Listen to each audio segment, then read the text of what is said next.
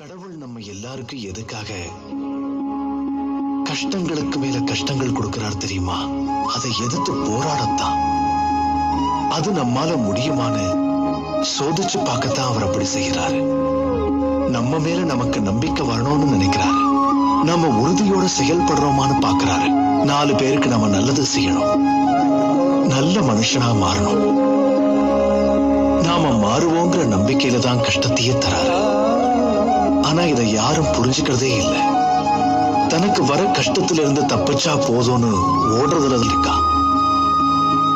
மனுஷனை நம்புறவன் அந்த கடவுளை இந்த விஷயத்துல நம்புறதே இல்லை.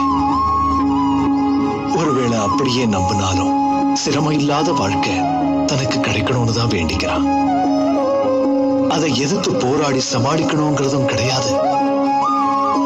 நம்பிக்கையோட வரக்கூடிய வாழ்க்கையை ஏத்துக்கணுங்கிறதும் கிடையாது. எது நடந்தாலும் அதை பார்த்து பயப்படாம அது நன்மைக்கு தான் நடக்குதுன்னு புரிஞ்சுக்கணும்.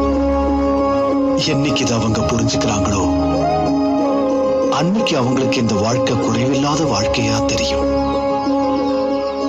எந்த காலகட்டத்திலையும் கடவுளுடைய நம்பிக்கை குறையவே கூடாது. அவர் மேல நாம நம்பிக்கை வச்சாதான் வாழ்க்கையில நம்ம மேல நமக்கு நம்பிக்கை